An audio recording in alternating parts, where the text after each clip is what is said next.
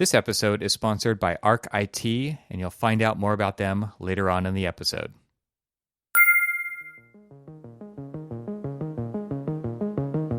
Hi there, I'm Evan Troxel. Welcome to my podcast about how technology is changing the architectural profession. Welcome back to the podcast. In this episode, I welcome Dion Moult. Dion is an architect and is known for his work in the software world as a developer of 100% free open source software. Most notably, the BlenderBIM add-on, which extends Blender, which is also free and open source, to provide features used by architects, engineers, and the construction industry. Its features range from producing CAD drawings to doing building physics simulations, to generate facility management registries from a building information database, and more. In other words, it makes Blender handle and generate BIM data in IFC format, therefore enabling you to author and document BIM data fully to ISO standards. It's also worth noting that Dion is just one developer of BlenderBIM. You can also help make it what it should become by contributing to the project in various ways. Through monetary donations, of course, through the use of it and providing feedback, but also by contributing to the source code yourself. There's actually a refreshing amount of momentum in the open source architecture community that's driving these community-driven AEC tools, and they are welcoming to new individuals with open arms. I'll have links to how you can get involved in the show notes. In this conversation, we talk about the ethics of proprietary software vendors and file formats, change management, open source software, BlenderBIM, OpenBIM, the open source architecture community, also known as OSArch, the problem of proprietary file formats and the software companies that create lock-in, making informed choices about project development workflows relating to technology and software, thinking bigger about the ecosystems of our built environments, who should own and have access to data about our built environment, and so much more. So without further ado, I can't wait for you to hear this conversation with Dion Moult. Dion, welcome to the podcast. It's great to have you here. It's great to be here. Yeah, thanks. What's interesting from my point of view about the work that you're doing and BlenderBIM and building BIM tools on top of general purpose modeling, I mean, that's probably the story for some other really popular tools out there. But man, there just seems to be a renaissance in the Blender story in the last few years. It just seems to really have picked up a lot of steam. I know it's been around for quite a long time, and I thought maybe we could just start off with a quick Blender history, story, use type, stuff like that, to give people a little bit of familiarity, just in case. I'm sure they all know of Blender, heard of it, and probably have used it. But for those of the audience who hasn't, can you take us through a quick bit of the history, and then I would love to get into the BlenderBIM story. Absolutely. Blender started quite some time ago. I'd have to check the wiki page for it, but I would not be surprised if it were 20 years old, for example, or more. It started as a in-house tool for artists, and that was always its target market. It was for CG artists, so computer graphics artists, the type of artist who you would hire to be a specialist in 3D modeling, in animation, in rigging, in texturing, in rendering, compositing, or video sequencing. So it was that whole domain of work. And it has been slowly growing as a open source tool, and is currently used in many high-profile studios around the world. I think one of the earliest use cases of Blender in the Hollywood scene was the early Spider-Man movies with the original actor, not the third one they have now. So it has been used in production environments for quite some time now. And since the beginning, it has changed a little bit. It started off as a proprietary tool, and the firm was called Not a Number, and they nearly went bankrupt, and they decided to release the tool for free and open source. And since then, and forevermore, as is legally bound in their licensing, they will remain free and open source.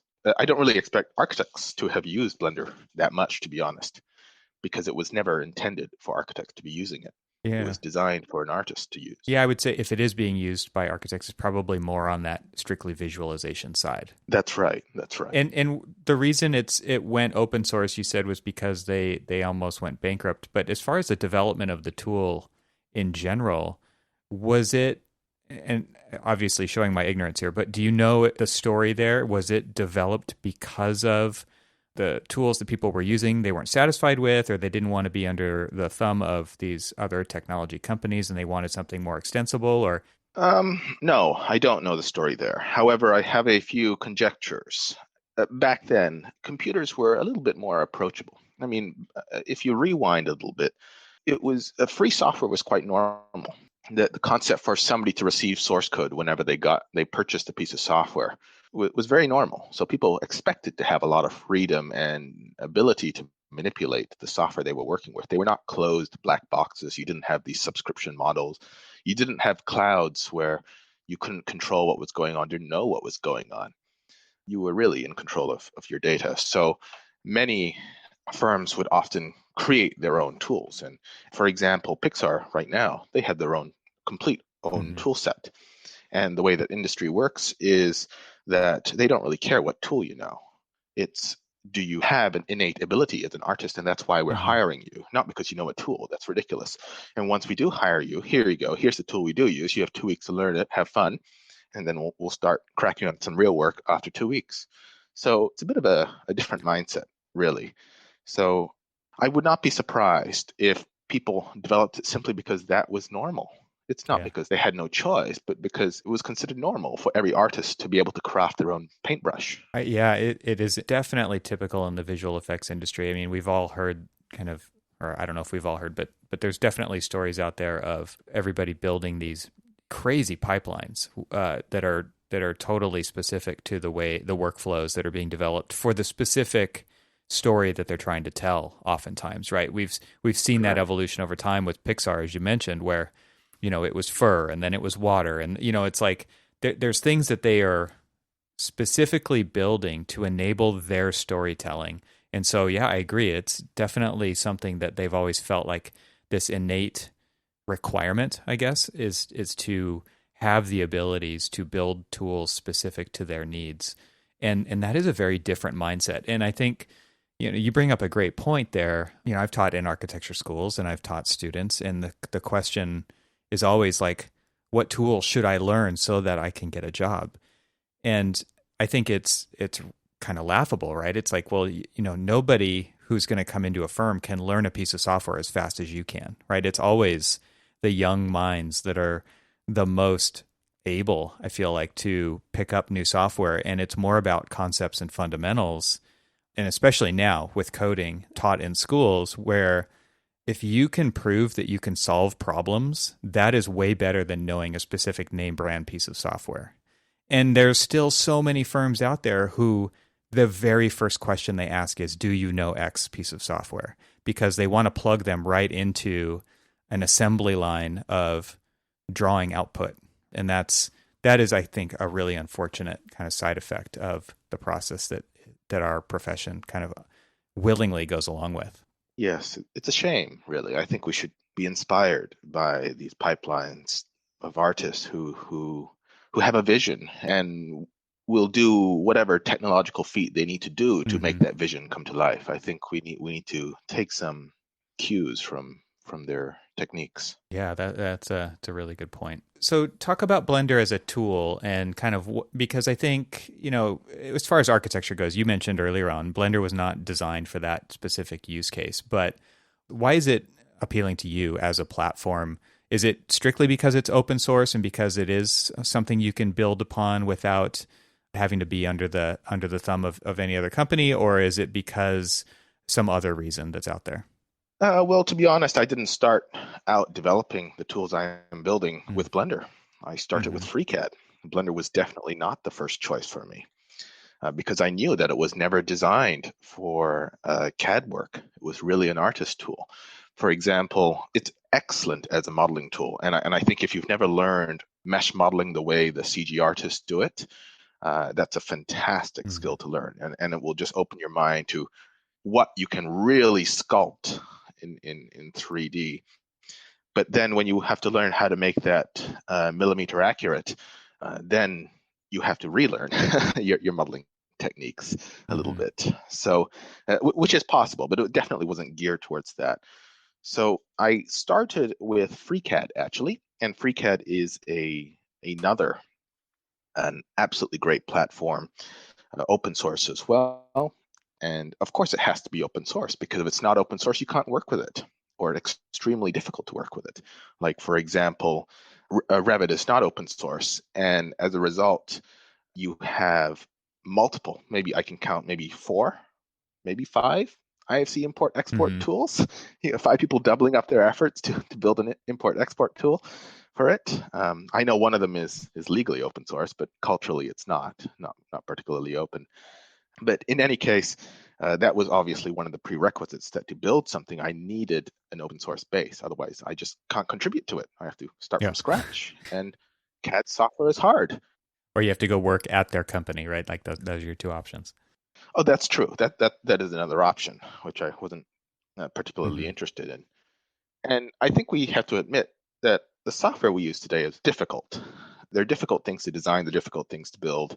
They're not something you can push out in an afternoon. CAD software is extremely tricky. And with all due respect, of course, we like to complain and gripe about the software, but it's really hard stuff to build. We've talked on this show before about tools that people like to use versus these tools that are you fight. And there's definitely 2 pretty obvious categories there. Yeah, so I guess it's not practical for people to build stuff from scratch. And so I took an existing tool and saw what I could build on top of it. And I started with FreeCAD. And they've been going on for quite some time now and have an excellent and growing team and an existing BIM workbench, they call it. They have different workbenches aligned to different use cases, kind of like a workshop. You have one workbench where you do your metal work, another workbench where you do your woodwork, and so on. And so they have different workbenches, and they had a BIM workbench, and I started with contributing to their code. And I realized that I also had a strong background in Blender. And I thought, well, we already have a team doing all this stuff in FreeCAD. Why not I attempt to do it also in the Blender world? And that way, instead of just building one product, we have 2 complementary paradigms. And we still collaborate with the FreeCAD developers. We share code quite a bit, and we all use the underlying same engine that we're working on. So the only difference is that we have 2 interfaces. And I think this is something to highlight, that the tool I'm currently building, yes, the marketable name for users and the way we present it to users is the BlenderBIM add-on, because that's how you install it and that's where you point and click. But really, the efforts behind it is not at all to do with Blender. It's a shared code base that, yes, one instance of it happens to use the Blender interface, but you could equally well use the guts of BlenderBIM in FreeCAD, or, believe it or not, Revit, ArchiCAD, right? It's a bit of an interesting situation we have here. Yeah, it's kind of like what they're doing with Rhino Inside, right? Like it's using the host platform as a viewer for doing the work within these other smaller tools. Somewhat. Yes, somewhat. Of course, devil's in the details, but we won't get into that. You said you had a history with Blender. Where'd that come from? Well, I picked up some 3D modeling and animation back in high school, and I helped run, I think, one of the first iteration of the world's first Blender model repository, where people could share 3D models with each other that was specific to the Blender file format. And I've just used it as a tool throughout my role in an architecture practice. It's just been extremely useful. I mean, part of it is visualization, part of it is conceptual design, but I have used it in construction documentation as well. And now, with its new abilities, we've used it to design, construct, fabrication drawings, rather, an actual commercial building. That's great. So was it because the tool that was already there that you were drawn to it, or were you drawn to it for some other reason? It seems like there's always kind of this first love 3D app that a lot of architects have, and and then they end up sticking with it for a really long time. What was it? What was that initial spark? Was it just that that was the tool being used, or was it something else? No, actually, I grew up in Malaysia, and the tool that was being used was a pirated version of Autodesk Maya, Mm-hmm. and animation was a pirated version of Macromedia Flash. Uh-huh. So that's what I learned on. I learned on two proprietary pieces of software, which of course nobody paid a dime for. Right. But just over time, I guess it's just in the nature of how I like to use computers and know what's happening with them. I slowly switched over to Linux. And of course, these platforms don't work Mm-hmm. on Linux. And that's another thing. Many of our CAD platforms, you don't realize it because you're all stuck in this bubble of operating system. But once you switch to Linux, you get exposed to a whole other set of Mm-hmm. software. And I think Blender was one of those. Yeah, yeah, it's a good point. I mean, everybody fights this, and it seems like the web is starting to provide some potential way out of that operating system specific world, but because of how fast things are being developed for the web now. But yeah, I mean that's a big deal, especially for open source software, and it really seems to kind of go back and reinforce the idea of tinkering and makers and getting under the hood of the software and doing what you want with it.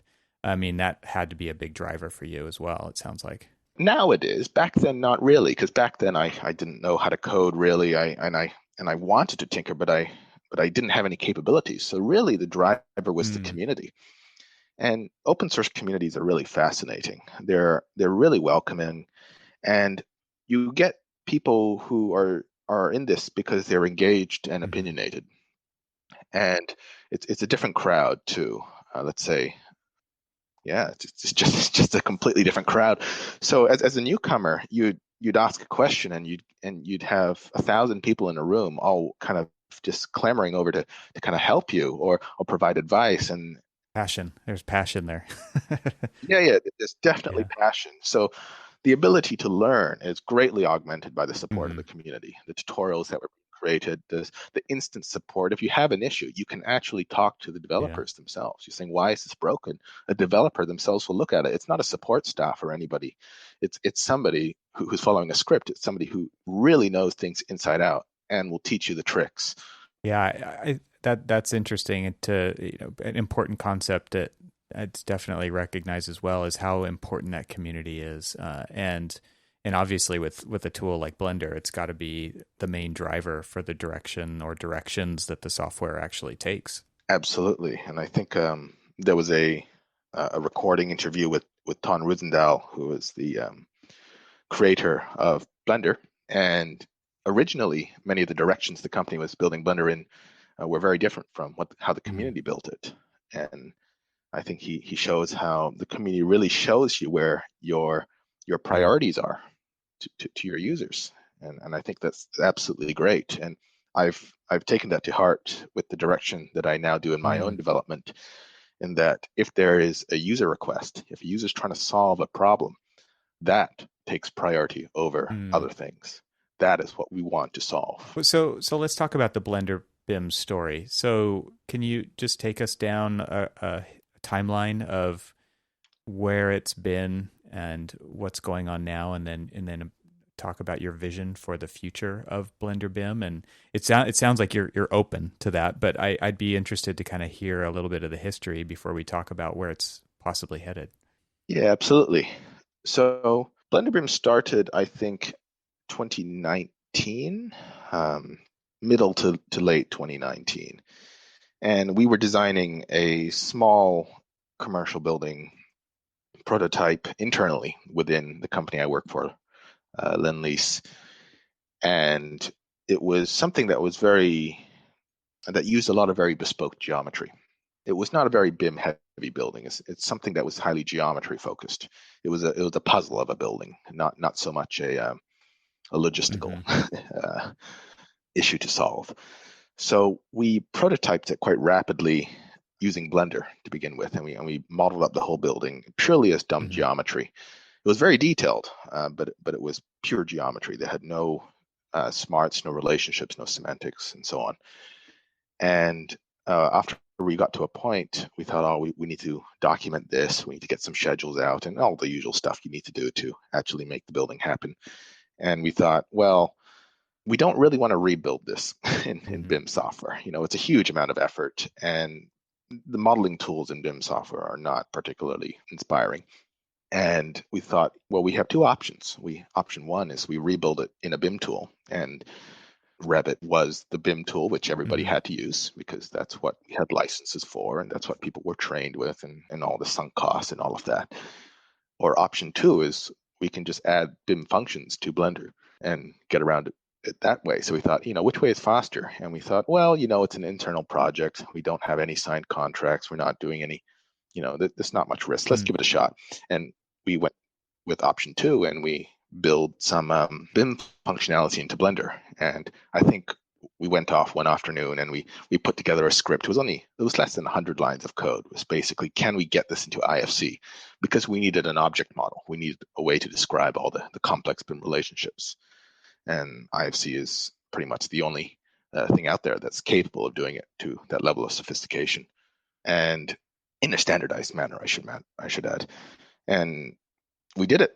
Within an afternoon, we got the model out in IFC and could add some basic relationships. And we thought, oh, well, let's go with it. Let's run with it. And we delivered the whole building. And in the process of delivering that building, we, of course, improved the functionality. And we thought, well, let's package it out, give it out to the public, see what we can do with it.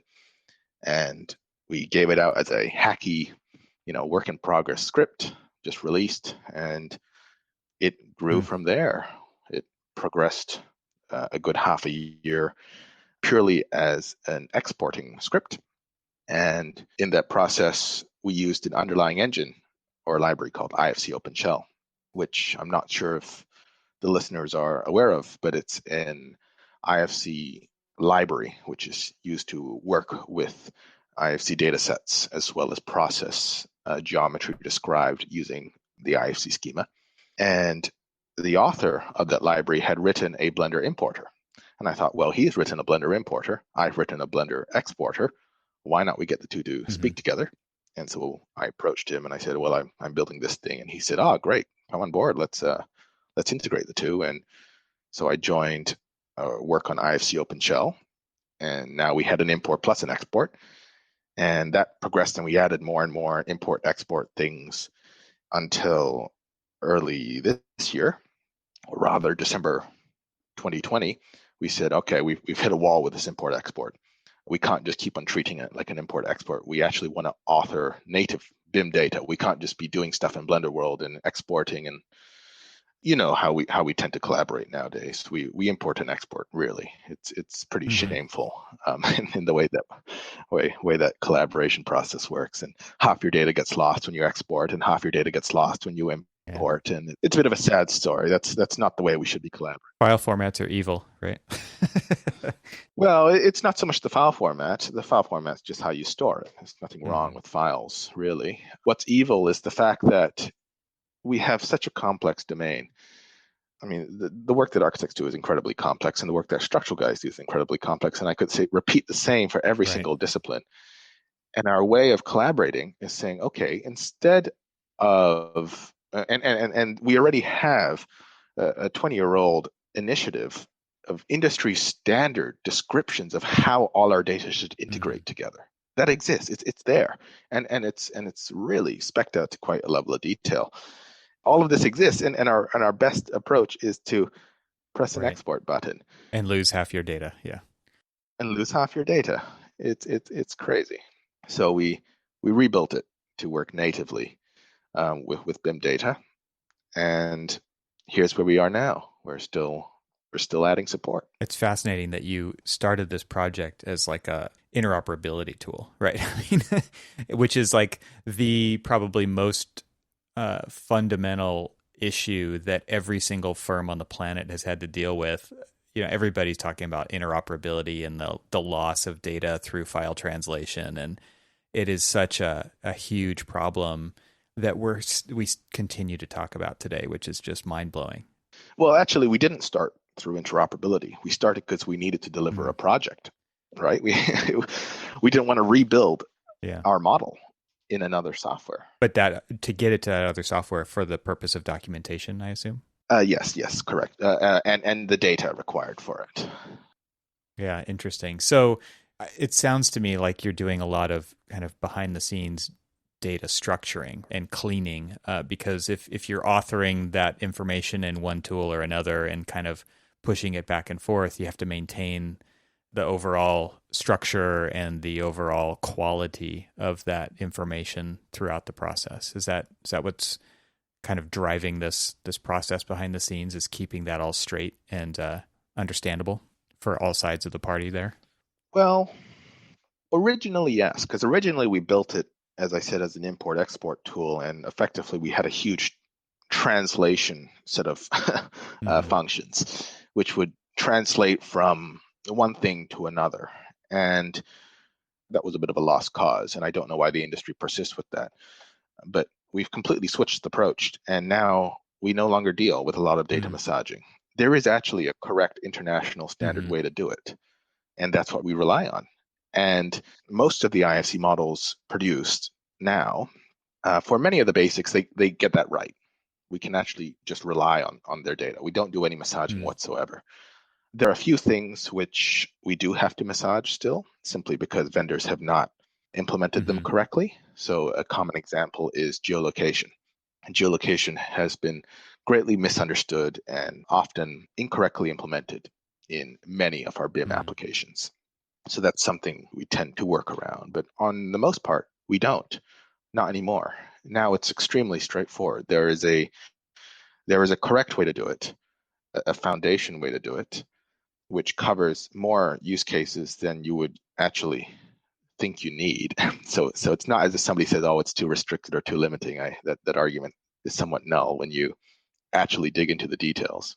It's just a question of doing it and exposing it to the user. So what is your vision now that you guys have, it sounds like since in the last 4 months, rewritten this? So you took everything that you learned and you've kind of reapplied it in a maybe a more modern way of thinking about it. Where are you headed with it, and what are you excited about? It's a bit hard to say, really. We have a loose roadmap, which is governed generally by what our users have been asking for. So one of the things we're currently adding in the short term are support for authoring structural domain aspects. So things like analytical models and structural analysis results and loads and things like that.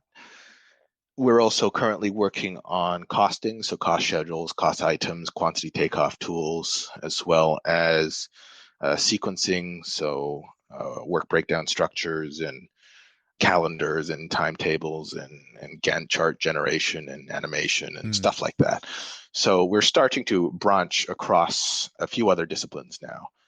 And I think we've already demonstrated in the first year that it's possible to work with IFC natively. We no longer need to do any more importing, exporting. And we've also demonstrated successfully, I believe, that there's an extremely robust international standard way of doing these things. You don't need to reinvent the wheel with your own object model again. There's been many, many years of work gone into this and continuing to go into this. And it's a really hard job. I liken this to the early days of the web, when the web is a gunky mess of interconnected standards. Really, is how the web works. There's a lot of technologies thrown into the web. And during the early days, if you remember, you had things like Works Best in Internet Explorer because of this exact same situation, that people were not following the standards particularly well, and that gave the standards a very bad name, and you had to use a particular vendor to get slightly better results with it. But as the web matured, and we're talking about a technology maturing in the technology industry, so this is as fast as it can go. Yeah. These are the experts in technology. It took a while for that to mature, but it did. And the web now is well, to call it a beauty is an interesting thing, but it's certainly it's a beautiful mess. Yeah. Yeah, it's a beautiful mess. Is what it is. It gets things done. It lets people speak to each other in an extremely reliable way, and we know how to speak to it, and we're all speaking the same language. And it was, and it wasn't, and it's not an import export. It's just that mentality is completely outdated, and that's where we are right now with native IFC. we have the language of our industry. It has been developed by standards bodies. It has been developed. So there's two aspects of the development here. There's the development by the political side. It's the adoption and ability to get it internationally recognized as a standard, and the ability for governments to be signing up for it and inserting it into contracts, and that's already happening. But then there's the other side, which is the technical side, which is people wanting to develop a schema that truly represents the language of our industry in its many currently fractured disciplines. And we have demonstrated that that is a robust foundation, and it's possible to be authoring natively and natively speaking that language and building an entire cross-disciplinary domain model in that language. And I think those are the things that we're currently demonstrating and we'll want to continue to demonstrate in the near future. So for example, we will build things like multi-user support. So people simultaneously working via the IFC language, as it were, or a set of agreements across different applications, all working collaboratively on the same data set. We will demonstrate file-based versus non-file-based, because that's just a matter of preference. It doesn't really change the underlying, the things that really matter. That's just the thing on top to get those naysayers out of the way. We will demonstrate 2D drawings in a much more robust manner, because that's another huge misconception and a deliverable that many of us still need to practically work with today. So that's the sort of immediate term. It's going across disciplines. It's showing that we can robustly work with this as a native authoring tool and bringing it across other tools, all simultaneously working together. But of course, everything I say right now is completely wrong, because if a user comes tomorrow and we work and we figure out, hey, what he's saying is correct, that's actually what we should be working on, it will change. And that's the way it should be. Let's take a break from this conversation and welcome back the sponsor for this episode, ArcIT. One of the things I really got out of the conversation that I had with Boris, the CEO of ArcIT, was that they are dedicated to the design community. They have 3 guiding principles listed on the front page of their website, and I wanted to dig in for a moment into those. The first one is that they are committed to being the expert. You've hired them to understand their business and to make the best IT decisions for you. So when you work with ArcIT, you will only work with industry-experienced IT professionals. The second guiding principle is that they are responsive. They understand that in the architecture and design world, deadlines are everything. If you have an issue and you have a deadline coming up, they'll find a solution. And the third guiding principle is that they are proactive. They'll always make sure that your systems are up to date so unplanned issues won't come up, as well as meet with you regularly to explain new technology advances within the industry. So, as business owners and architects, how often do we think about our IT provider? Typically, only when things go wrong. And for many of us, unfortunately, this happens too often, especially with the latest emphasis on remote work. ArcIT, however, is a very different kind of company. They specialize in serving architecture, design, and engineering firms, and their goal is to help you use technology as a competitive advantage. This means that they understand your technology stack, and they won't waste your time and money learning how your tools work within your process. Combine that with industry-leading response times, proactive remote hardware management, and solid disaster recovery and backup solutions. That's something that everybody should be thinking of, honestly. And enterprise-grade security management. And yet, above all, these are just table stakes for a solid IT company. ArcIT goes a step further. They become your strategic partner when it comes to planning, budgeting, and integrating new technology into your business processes. So all of this sounds expensive, right? Nope, because ArcIT is highly specialized. For our industry, their pricing is on par, or in some cases even lower than other IT providers. ArcIT is transparent and even publishes the pricing right on their website. Speaking of their website, there's also something else you should check out when you're there, and that is their Design Under Influence blog and video series. Again, adding value to IT-type solutions across industry, all good stuff. So your business deserves a competent, responsive, and proactive IT partner. Reach out to my friends at ArcIT for a free consultation. So go to GetArcIT, that's GetArcHit.com, arc like architecture in the middle, and click Work With Us. So thanks very much to ArcIT for sponsoring this episode of the Troxel Podcast. And now let's get back to our conversation. Yeah, I didn't want to gloss over the fact that you said you listen to what the users are asking for, and that becomes the priority. I think it's becoming the norm with these very, small tech companies who are solving interesting problems, but it's not the norm for the big software companies, right? That's driven by a much different narrative around shareholder value and bells and whistles and press releases and things like that are not typically the things that the people who actually use the software are asking for, but an entirely different set of eyeballs. Correct. And in fact, more than just listening to the users, we actually try to teach the users. We say, hey, why don't you code it yourself? And then they look over their shoulder and say, "Are you talking to me?" Well, that's true, and many of them do. But that's the thing. Sometimes you get somebody who doesn't, and it's those people who doesn't. And I think the people learning how to code in schools nowadays, you'll get more and more of those people in the future, and it's inevitable. They're up for the challenge. Yeah, that the average person you speak to, that's right, they'll be up for it. They'll know how to do it. It's an interesting shift that we're definitely seeing. I agree. It is really interesting to see how many people are willing to take up on the challenge of solving problems through an art form like coding, right? Like they're making something. They're making something valuable. And it doesn't mean it has to live on forever. It can just live for that one project or that one thing within the project. But it's still fascinating to watch that shift happen in our profession. Yeah, absolutely. So when it comes to kind of making a tool that talks to other tools, what it sounded like very much like what you were describing was a web browser, right? It's basically rendering code, and it's agnostic to the code, right?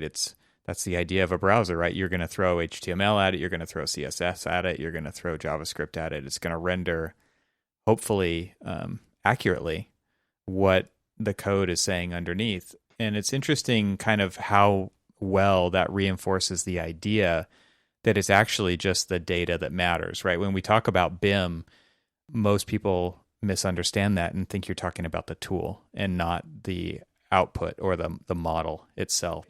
So when you talk about, there's an old saying, all roads lead to BIM. And I think that this really does apply to that, because what you're saying is the data that's the most important thing. And this leads me to think about some of the challenges that we're up against, working in the industry and actually seeing clients in their contracts demand a certain file format is kind of mind-blowing to me. I mean, are you guys seeing that as well, and thinking about how to go against that grain and create a community that reinforces that that's not the right information to ask for? Absolutely. I mean, right now, a lot of contracts, they actually do specify IFC as a file format. And it's and maybe that's a step in the right direction, but it certainly doesn't inspire a lot of confidence that they know what they're getting. I mean, it's just a step up from specifying a proprietary file format like a Revit file, which many people do, to specifying an open file format, which they think, the only difference is that now I can open this with a free viewer rather than paying an Autodesk license. And it's fine. I mean, I understand why they're doing it, but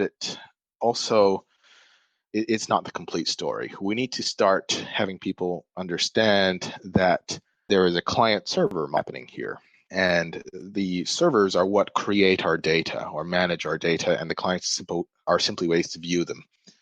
And in that way, you really want to make sure that your data is actually correct. The file format is just the way of storing it, whether you're storing it in a database or on a single file or 10 files or a JSON thing or a step thing or an ASCII thing or a binary thing. It's just a method of storage. And IFC supports all those methods of storage. You can store in whatever you want, really. The underlying data is extremely important. And the issue is that people don't know how to check this underlying data. They get a BIM model and they don't know how to audit whether things are done correctly.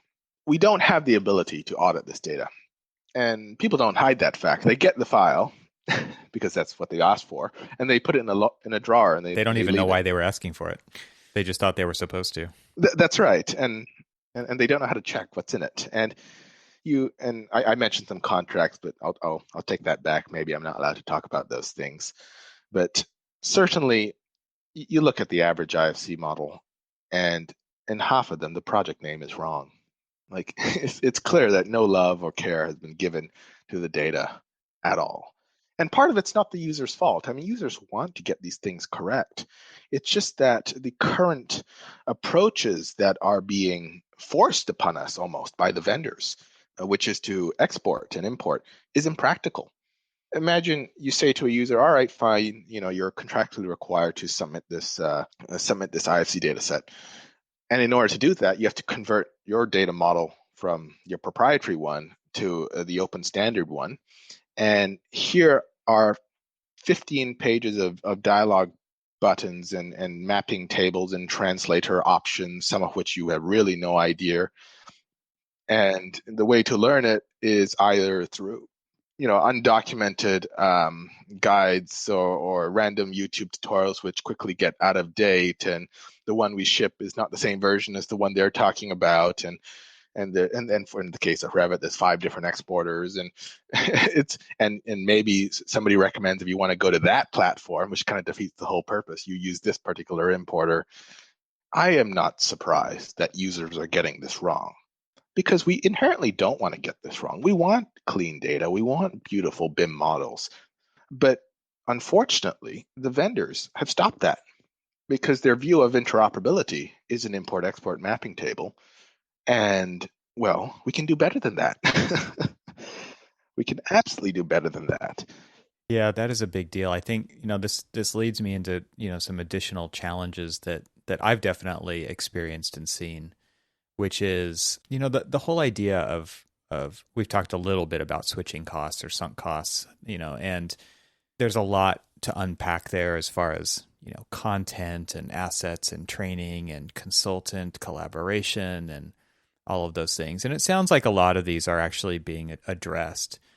But for some reason, there's kind of a comfort taken in a large multi-billion-dollar company that the software is going to be there, when I kind of feel like it's exactly almost the opposite, right? Like when these high-profile companies change their mind about something, they don't have to answer to their customers. They don't have to keep things in play for their customers. And what we're hearing from you, Blender's been around for over 20 years, and we're seeing that dependability and the extensibility for you to write your own tools within it and on top of it and using it, and that it's not going anywhere because the community owns it, not one entity who can decide to shutter it tomorrow. But that is a mentality that we definitely see, and it's a big challenge, right, in the industry, is that whole perception around what a viable software company and the value that they quote unquote brings to the table. It's kind of a backwards relationship. I can only agree. I can only absolutely agree. And definitely, I do want to emphasize that open source software doesn't disappear particularly easy once it's hit a particular rate of momentum. Yeah. They don't go away. There's enough community to keep it going for a long time. Yeah, and I think, one of the other challenges that I see is just switching. I guess this is more of a generational issue that I see is people don't, once they hit a certain kind of threshold within their career or whatever, it's they see it as a disadvantage to learning something new because they're so fast at what they already know. And my experience tells me from what I've seen is that they feel that disadvantage to youth when learning a new tool because they're not seen as the power user anymore and the one who is the go-to anymore. And they don't like being perceived that way. Right. So they feel, I think that's when you start to feel like kind of that obsolescence creeping in. And I'm mid 40s. So I'm kind of speaking from experience there as well. It's like there comes a time where you just don't pick up the software as fast. And it is a little bit threatening when these new tools come along. And it's pretty crazy, right? Because the writing's on the wall. Revit's been around for over 20 years too. And it feels slow to use. And when something feels slow to use, it seems like there's some structural issues going on there, right? And that aren't going to get fixed with little patches here and there. That we've all seen how these tools are just, they have code that is so old and so broken that they're not fixing the problems everybody's asking them to fix anymore. They're just adding, quote unquote, new features on top of. So I just think that there are challenges like that, and I'm wondering what your thoughts are on that, because as you try to kind of make the case for Blender and BlenderBIM, what are you seeing as far as switching versus new adoption or just adoption in general? When BlenderBIM was created, or the BlenderBIM add-on was created rather, we just kind of threw it out there. Didn't really expect much from it. A lot of people immediately jumped on it. They were already looking for this for a long time.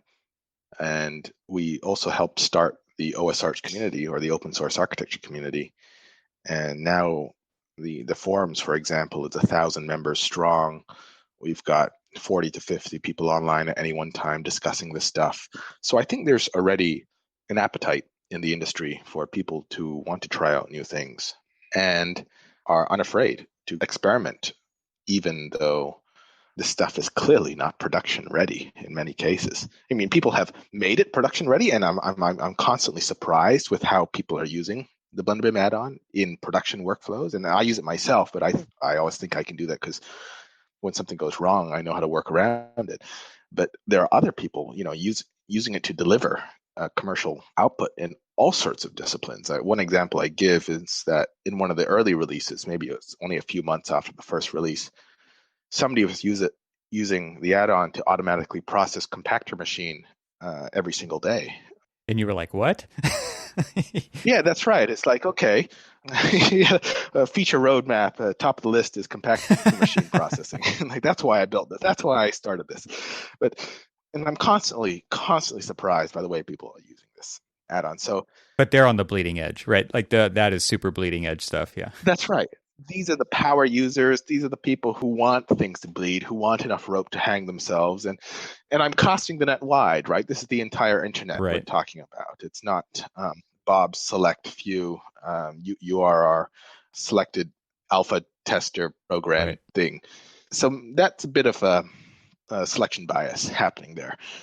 But I think if I look at the software industry, or even the CG industry, you have people who know fundamentals, right? Like I said, the example with Pixar before, you're either a good artist and have these an eye for these things, and the tool doesn't matter. And same with software. You either know the fundamentals of programming and the language doesn't matter. I mean, I've switched languages many times. When I started the BlenderBIM add-on, I did not code Python. A lot of this is coded in Python. I didn't code it before. And now the whole thing is built on Python. And it's the same with many other programmers. They don't say, oh, I know this language. You can say, I'm comfortable with these languages, fine, and I can type it immediately, but I know the fundamentals. And in the software industry, you're always learning new tools. Of course, there are people who aren't, but for the most people are always keeping up to date with new tools all the time. And the fact that there's a new technology or a new system doesn't matter to you anymore. It's not the point, because you have the fundamentals. You know where to find things. You know the UX paradigms. You know the data schema paradigms. And that is what really matters. But I say that, but at the same time, those are the more outspoken ones. You have this large 9-to-5 army, as it were, of people who don't care or care less about these fundamentals and just kind of want to learn the tool, do a good job at what they're paid to do, and that's it. They're not intrinsically motivated in that field. And that is what we're dealing with in the AC industry, because that is really the majority. Yeah, that's really interesting, right? Because we make things for a living, but not necessarily the tools that we use to do our job. Absolutely. And I think, again, I see it as a vendor problem, personally. Vendors do not market themselves as simply being ways to augment our workflows. Vendors market themselves as the platform to base everything on, our business decisions on, to handcuffs our design and workflows and pipelines to. That's not the way it should be. Because if you present it that way, of course, Bob, who has been drawing for 50 years, is going to be, I'm not going to learn that tool. I'll just continue drawing. Somebody else will draft it up for me.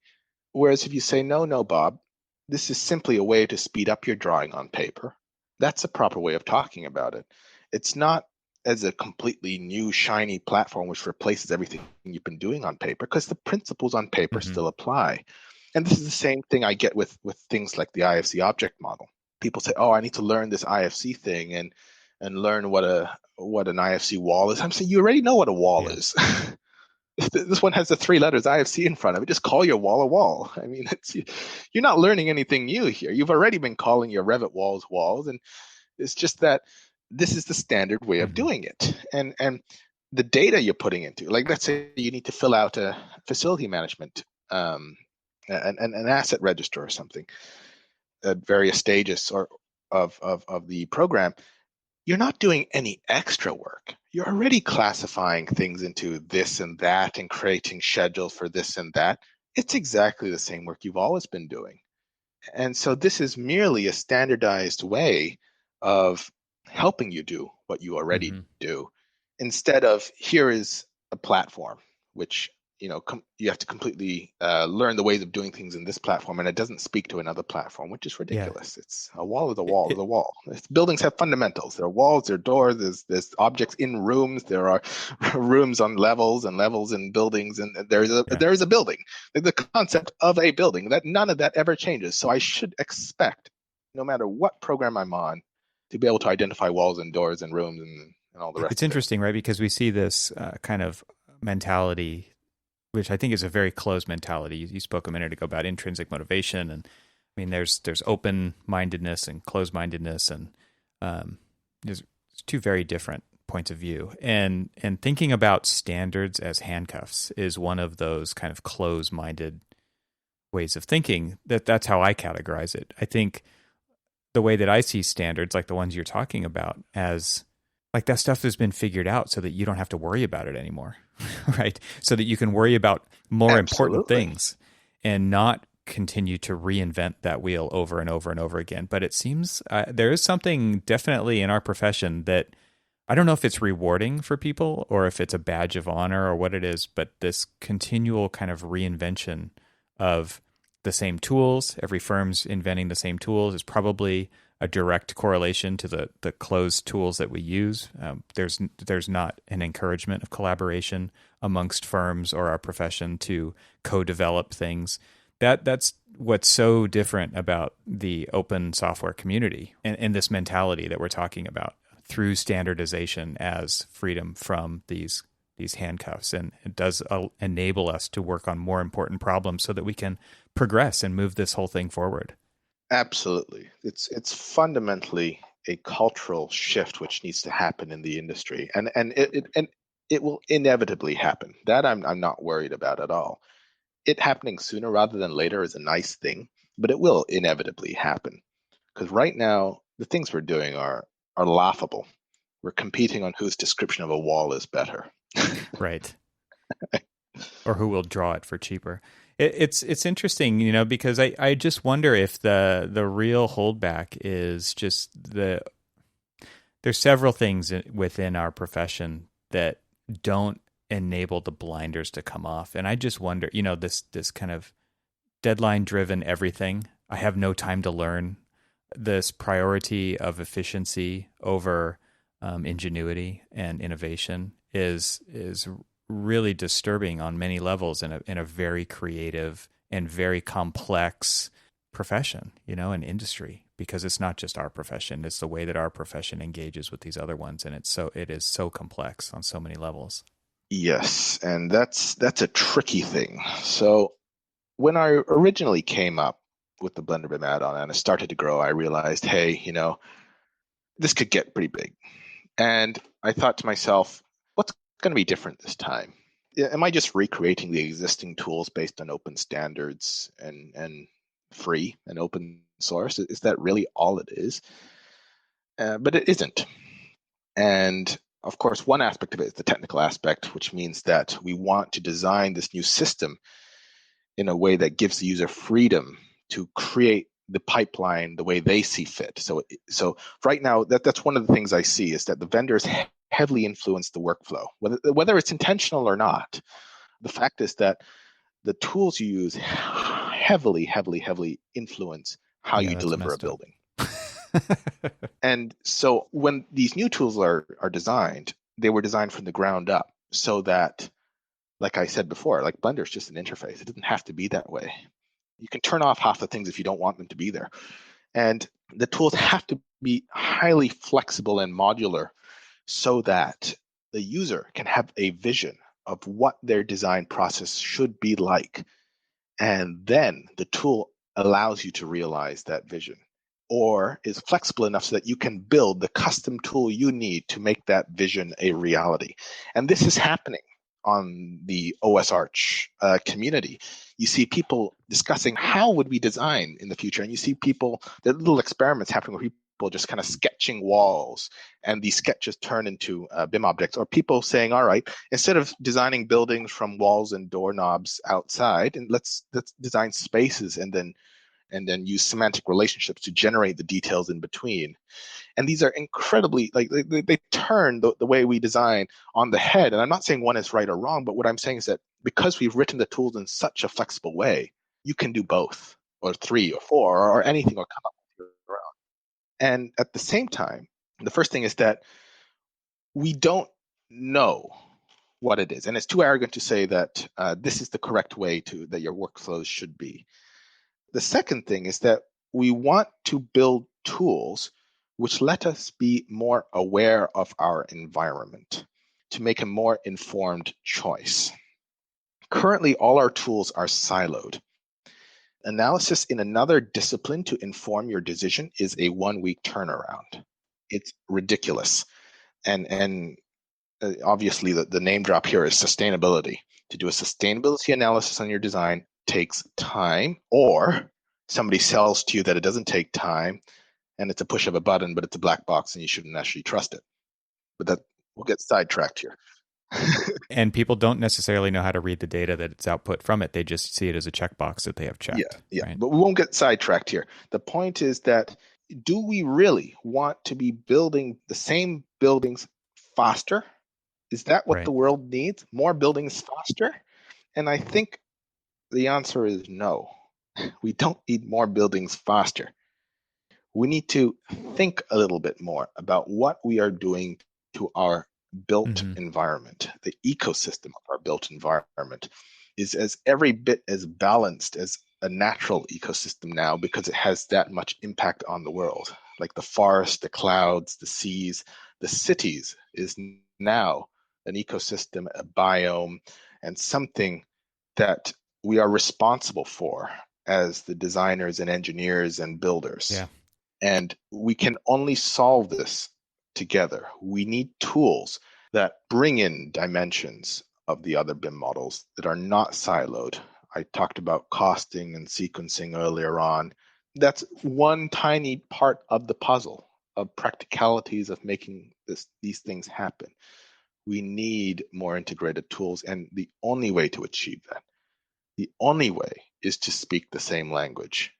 I couldn't have said it better myself. That I totally believe what you're saying. It's a great statement.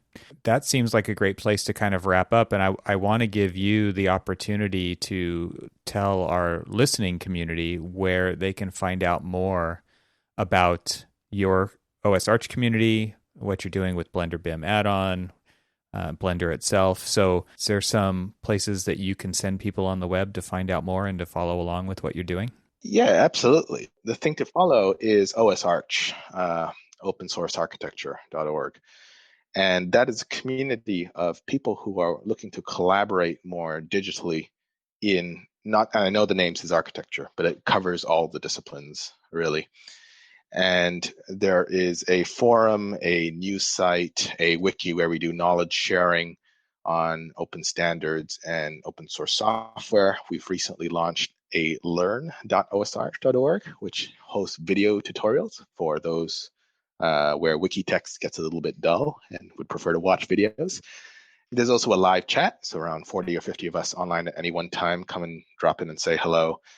And you'll find many developers as well as power users. And so that would be the place to find out more and keep up to date, because maybe BlenderBIM will be one of those that might solve a lot of problems, but it'll be too arrogant to say that it's the only one that's going to solve it. It's a big, big world. There's so many things to solve. There's so many disciplines. I'm just an architect with my coloring pencils. We need more than that. We need the coloring pencils, though. And I'm a huge advocate for people being a part of designing the future of our profession. And this is a place where you can contribute and make that happen. I mean, this is a fantastic resource that is bigger than any one team or any one office, or this is a much larger community that can make a big difference. So I really appreciate you taking the time to have this conversation today and to share this information. And all of the links that you talked about will be in the show notes so that people can just simply click on that to learn more. So Dion, thank you so much for taking the time to speak with us, and I'll talk to you soon. Thank you so much.